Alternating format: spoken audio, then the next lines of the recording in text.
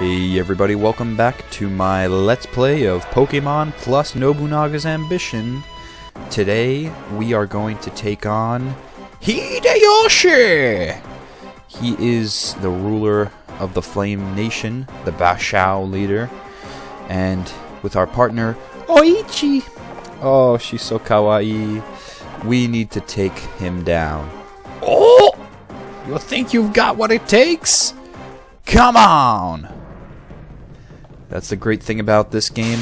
It keeps on going with the action. It's not like the RPG where you have a large landscape to explore on foot, and you're going to be having a lot of waiting periods as you get to each gym for exciting battles. Every nation has one of these Bashao leaders. And I think I mentioned on the last episode, there's about 200 trainers overall in this game that you can fight. That's a lot of significantly different characters to face, meet, and come into contact with.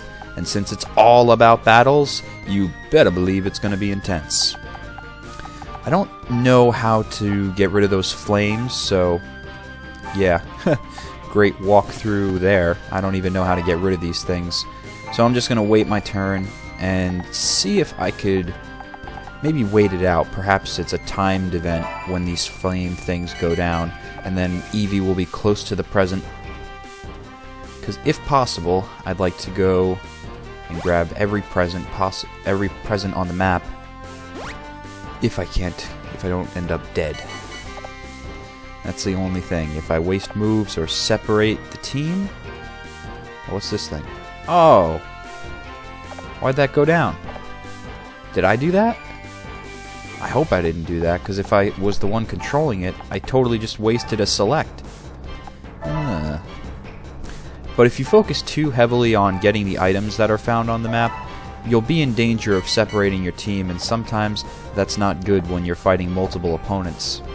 Especially guys like this, where they can, pretty much except for Bidoof, all walk through lava. They can get me cornered while they're safe and sound over there. I don't know exactly what the little steam valves are, if you will, from the ground. Geysers.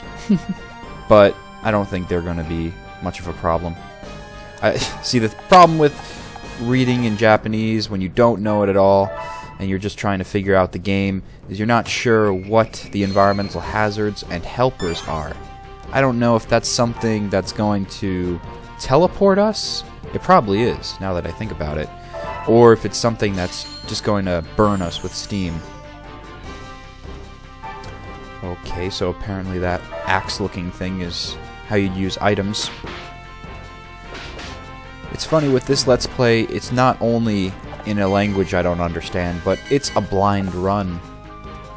At least when I played the RPG games, I knew where I was generally going and what the goal was. And even then I played ahead. Ah, damn you and your long-range attacks. I don't know why you moved from your safe fire spot, because we would have had to go all the way around to get Chimchar. Not a smart Bashao leader. Oh, the fire went down anyway. So it is a timed thing. And how did Jigglypuff do that? How did he just make Chimchar go to sleep? I did not authorize that. Was that Oichi suggesting something? How can I get her to suggest that sooner? I do wonder. Man, we can't get to the present. That's a bummer. It's just something we'll have to accept. All the presents are laughing at us this episode.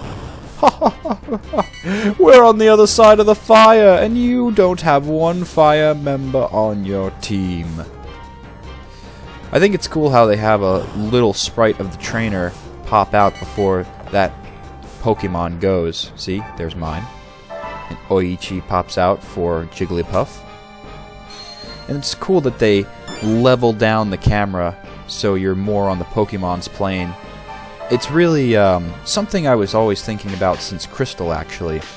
Ever since seeing those two trainers battle their Rattatas and seeing them outside of the Pokeball, I always was inspired thinking, man, imagine if you could see all battles in this manner. And that's really what Nobunaga's ambition is all about, at least graphically speaking, with how Pokemon battles are executed.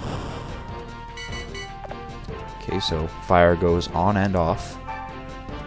And sometimes rocks could crush your team members. Somewhat random effects of the map that you're going to have to account for.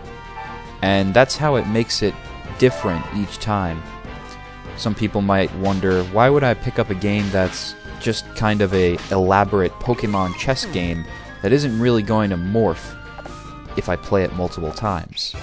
That's the cool thing about these real-time strategy games.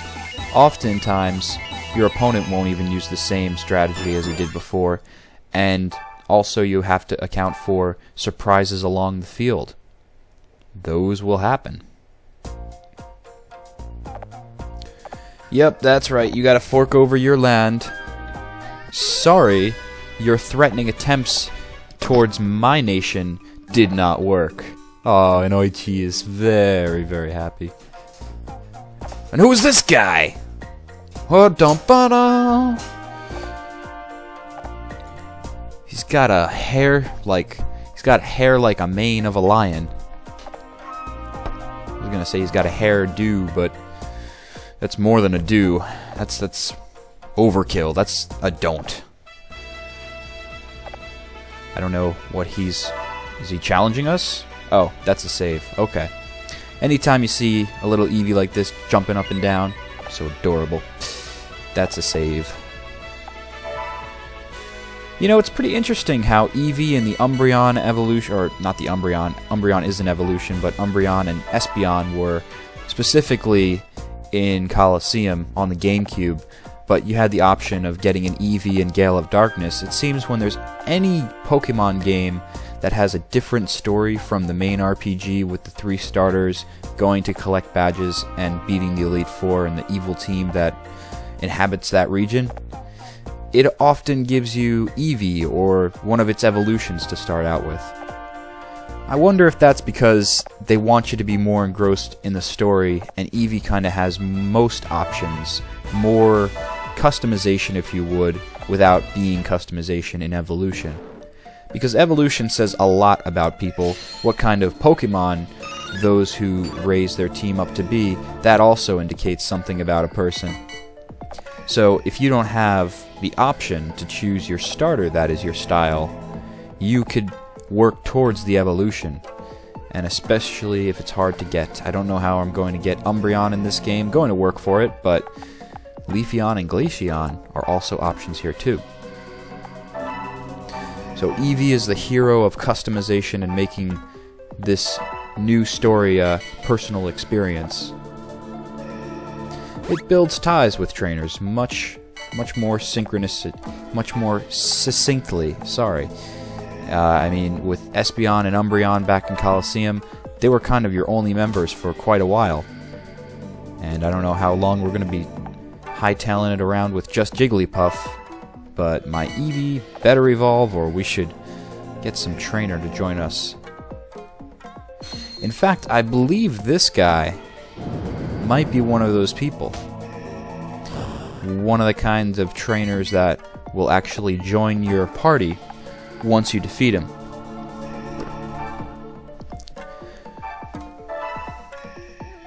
I don't know if you get a chance of a critical hit more if you attack from the behind, but hey, if we could put ourselves a little bit out of range just to make it more difficult, we will.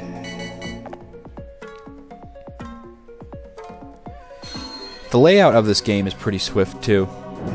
I don't really find myself even looking up at the top screen, probably because it's all in Japanese and I can't make any sense of it besides the numbers, but you don't really need to. You see the Pokemon's health overlay, that's those numbers right near them, that's how many hit points they have left. And attacks automatically show you, that looked like it was critical, and the attacks right away will show you how much damage you're doing, so it's not even like in the RPG where there's a lot of guessing and calculations to do and hidden mechanics like effort values to forget about if you're just playing through. Look at Darumaka! He is not content, but I am, because this guy and his Darumaka will be joining our team. That is great. A new traveling warrior has joined, and that gives us some firepower, which will help us very much in the next nation, which happens to be full of grass Pokemon.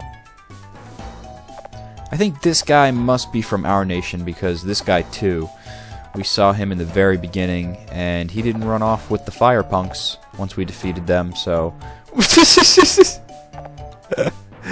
I suppose they're with us. Oh, how I wish I could read the dialogue. What I'm hoping all these Let's Plays that appear of this game achieve is that Nintendo sees this uprising of even fans who can't understand what the game says, but want to comprehend it as much as possible and enjoy the core mechanics of it. They'll see that and then want to bring it over into other countries. That's my hopes, because this is an awesome game.